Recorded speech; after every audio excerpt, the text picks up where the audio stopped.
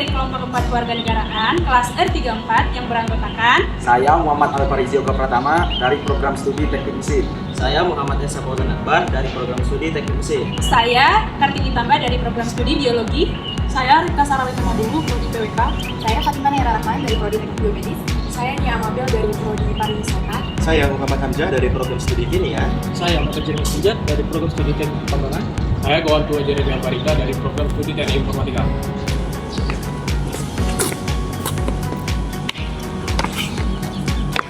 Sampah merupakan masalah terbesar bagi kesehatan dan keselamatan masyarakat pada saat ini, terkhususnya di perkotaan.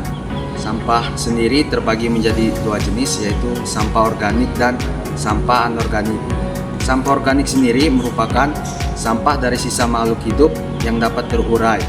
Contohnya adalah sisa makanan, daun, dan ranting. Sedangkan untuk sampah anorganik merupakan sampah dari sisa makhluk hidup yang tidak dapat terurai. Contohnya adalah sisa barang elektronik, lalu ada plastik dan kaleng-kalengan.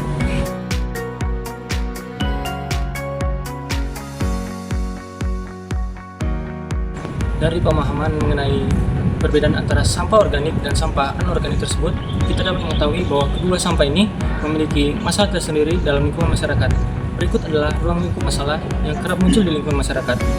Ruang lingkup masalah yang pertama yaitu kurangnya kesadaran masyarakat, dan yang kedua itu kurangnya edukasi dan sosialisasi, dan yang ketiga kurangnya partisipasi dalam program daur ulang, yang keempat kurangnya insentif bagi masyarakat. Dalam hal ini, Indonesia telah mengatur berbagai kebijakan-kebijakan mengenai pengelolaan sampah. Di antaranya adalah seperti halnya dalam hukum, disebutkan bahwasanya dalam Undang-Undang Nomor 22 Tahun 2008, setiap orang wajib melakukan pengelolaan sampah dengan cara berwawasan lingkungan dan juga pemilahannya.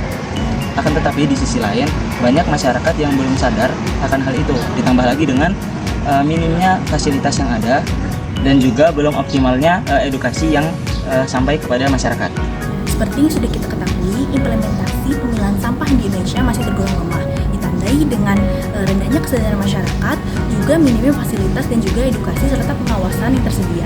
Oleh karena itu, untuk mendorong masyarakat lebih aktif dalam pemilahan sampah, pemerintah juga perlu ikut andil di dalamnya dengan menyediakan fasilitas dan juga edukasi dan sosialisasi berkelanjutan terkait dengan pemilahan sampah itu sendiri.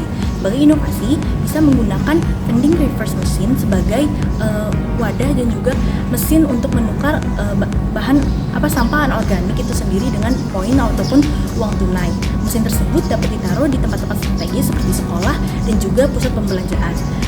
Dengan mesin tersebut diupayakan masyarakat itu dapat lebih aktif dan juga terdorong untuk memilah sampah itu sendiri. Selanjutnya ada kebijakan pengelolaan sampah berbasis ekonomi sirkular, yang dimana produk, bahan, dan sumber daya yang digunakan akan dimanfaatkan kembali, bukan hanya sekali pakai saja. Misalnya kantong belanja yang digunakan, mana kantong belanja ini bisa digunakan berkali-kali. Kemudian bukan hanya itu saja, bisa saja kita berkolaborasi dengan swasta dan RT RW setempat, di mana untuk mengurangi sampah tersebut atau mengelola sampah yang ramah lingkungan. Assalamualaikum warahmatullahi wabarakatuh. Perkenalkan, nama saya Muhammad Hamzah dari program studi Kimia dengan 123-2711. Hari ini saya akan mewawancarai Mbak Ina. Halo Mbak Ina, selamat malam. Oke, Mbak Ina, saya dari kelompok 4 mata kuliah kewarganegaraan R34. Di sini akan sedikit bertanya mengenai pengelolaan sampah kepada Mbak. Apakah bersedia? Oke, pertanyaan pertama, Mbak Ina ini mengolah sampah nggak sih, baik anorganik atau organik, dipilah atau enggak sampahnya? Oke, dibuangnya kemana ya Mbak? Kita ada tukang sampah yang ngambil tiap pagi, ada mobil sampah, kita ada yang ngambil, yang bukan kayak aja pengumpulan sampah. Oke, jadi nanti sampahnya diserahin ke petugas sampah ya Mbak ya? Iya. Oke. Harapan Mbak terkait pengolahan sampah di Indonesia ini gimana ya Mbak? Ya, kalau bisa sampahnya di daur ulang, terus bisa biar itu jadi lapangan kerjaan buat yang nganggur, tukang rokok, jadi punya penghasilan lagi dari sampah.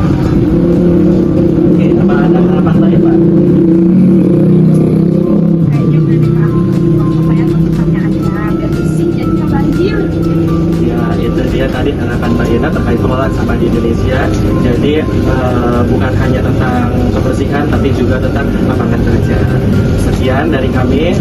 Saya Muhammad Hamzah untuk diri dari teman sampah. Wassalamualaikum warahmatullahi wabarakatuh. Halo, perkenalkan nama saya Kartika Tambah dengan NIM 122180004 dari Biologi. Di sini saya akan mewawancarai salah satu dari warga desa Waikuri. Oke, dengan Ibu Siska. Di sini saya akan mewawancarai Ibu Siska terkait dengan pengelolaan sampah yang ada di lingkungan sekitar. Izin bertanya Bu, mengenai sampah organik atau anorganik mungkin yang ada di rumah maupun di lingkungan sekitar itu dipilah atau gimana?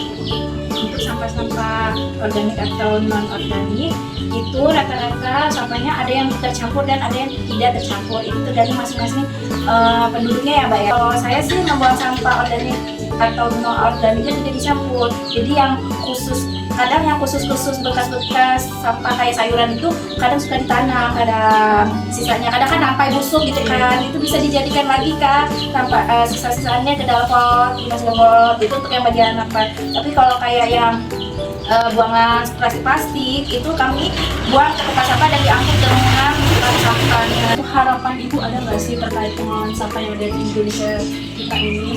Ya harapannya sih kalau bisa, kalau yang sampah yang bisa lagi digunakan dengan baik jangan buang sembarangan. Bisa juga kan kita untuk nanam di mana gitu kan dijadikan lagi.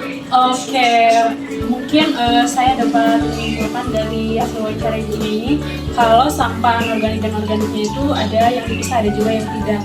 Dan harapan dari Ibunya ini juga semoga pengelolaan sampah di Indonesia ini terutama itu contohnya di plastik semoga bisa didaur ulang. Sekian dari saya ucapkan terima kasih. Assalamualaikum warahmatullahi wabarakatuh. Selamat siang. Perkenalkan, nama saya Muhammad Hamzah dari program studi kimia mata kuliah kewarganegaraan R34 dari kelompok 4. Di sini saya bersama pengelola IWACI ITERA, yaitu dengan Bapak Purnomo. Selamat siang Bapak. Selamat siang. Bapak, kita sedang di IWACI nih. Kira-kira ini Bapak lagi ngapain sih sekarang? Sekarang ini kita ada lagi program pemilahan sampah ya. Kita mau pemilahan sampah kan ambil data seberapa banyak sampah yang dibuang dari kampus. Oke, keresahan Bapak sebagai keresahan atau mungkin kendala Bapak sebagai pengelola sampah ini gimana ini? Ya, kendalanya sih, kenapa sih sampah harus kecampur kayak gini gitu? Kenapa nggak bisa dipisah gitu? Terus harapan Bapak sebagai pengelola sampah di Indonesia atau di khususnya di ITERA ini? Ya, kalau di sini mau bersih sampah ya mungkin dari kesadaran semua masyarakat lingkungan di ITERA semua ya. Kalau di tempat-tempat buang sampah sudah ada yang dipisahin tuh per kategori, itu ada botol, ada yang organik itu. Kalau itu berjalan mungkin ITERA itu bersih tanpa sampah. Oke, jadi tentang pemilahan sampahnya Iya. Ya? Jadi harapan dari Bapak Purnomo terkait pengelolaan sampah di Indonesia khususnya di ITERA sendiri. Saya Muhammad Hamzah pamit. Terima kasih atas wawancaranya Pak Purnomo. Terima kasih. Wassalamualaikum warahmatullahi wabarakatuh. Di sini ada beberapa solusi dari kami. Yang pertama yaitu adalah edukasi dan kampanye sosial mengenai pemilihan sampah. Contoh tindakan yang dapat dilakukan adalah sosialisasi ke sekolah, perumahan warga, dan tempat ibadah. Yang kedua adalah membuat konten mengenai pemilihan sampah yang menarik yang dapat di-upload di sosial media. Terus yang kedua adalah program tukar sampah menjadi sembako, di mana masyarakat dapat menukarkan sampah menjadi kebutuhan pokok berupa sembako. Nah, solusi selanjutnya yaitu menyediakan tempat sampah terpilah bagi sampah organik dan sampah anorganik. Sampah organik itu bisa berupa sisa makanan, sedangkan sampah anorganik itu bisa berupa plastik, botol bekas, dan kaleng-kaleng. Lalu solusi yang selanjutnya yaitu pengembangan produk olahan sampah organik dan sampah anorganik. Kalau sampah organik itu bisa kita olah menjadi kompos, lalu ada media tanam dan biogas, sedangkan sampah anorganik bisa kita kembangkan menjadi produk daur ulang yang dapat dimanfaatkan kembali menjadi suatu produk kerajinan.